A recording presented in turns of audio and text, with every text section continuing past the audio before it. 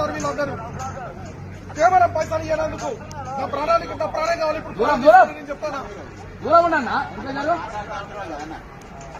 ప్రాణంతో చాలా మాట్లాడతారు. ఒక అధికారి ఆఫీసులకు వెళ్ళి బయటకు ఎత్తలేరు. వీళ్ళు సామాన్యాలు చూస్తారు. వాళ్ళు హింస వచ్చినాక వీళ్ళ మీద కేసులు కాకపోతే అడుగు వీళ్ళు జైల్లోకి పంపిస్తారు. ఒక్క ఆఫీసర్ కూడా బయటకు ఎత్తలేడు అంటే వీళ్ళు సామాన్యాలు చూస్తారు. వీళ్ళు నా పైసలు ముఖ్యమా, నా పైసలు ఇంత తీసుకోరు, ఇంకా తీసుకోరు, ఏర్కోరి పైసలు, నా పైసలు ఏర్కోరు, పైసలు ఏర్కోరు. ఎన్ని లంచాలు కావాలా, లంచాలు ఇంకా తీసుకొని ఏర్కోరి పైసలు.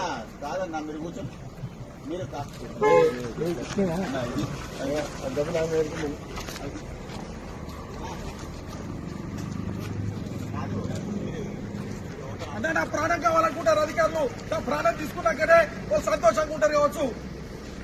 నా పైసలు ముఖ్యంగా లంచమో ఎన్ని పైసలు కూడా తీసుకొని అక్కడ మారేసిన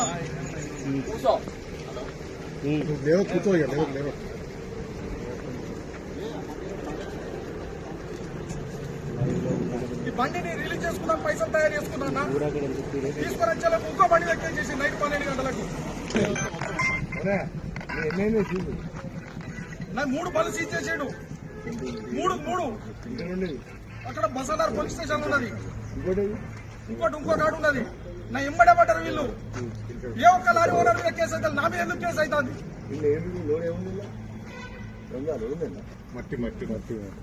కేవలం నేను పైసలు ఇవ్వనందుకు.